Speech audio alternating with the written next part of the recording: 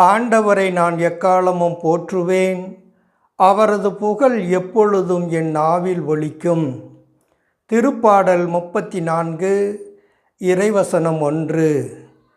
தாவீது இப்படியாக கூறுகிறார், ஆண்டவரை நான் எக்காலமும் போற்றுவேன் என்று.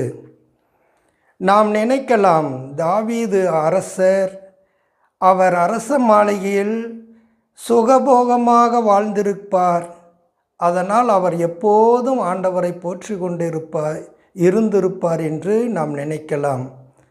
ஆனால் அவருக்கும் பெரும் பிரச்சனைகள் இருந்தது.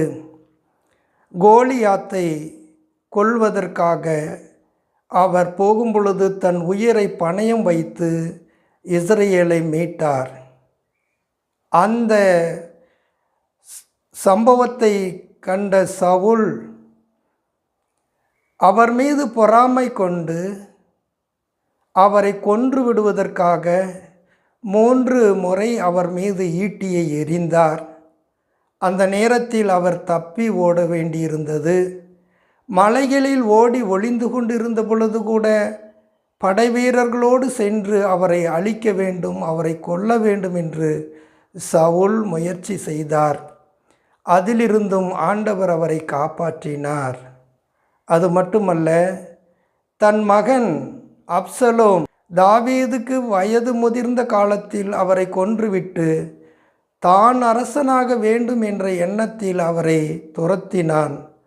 அப்பொழுது தாவீது வெறுங்காலோடு மலையை நோக்கி ஓடினார் என்று நாம் பார்க்கிறோம்.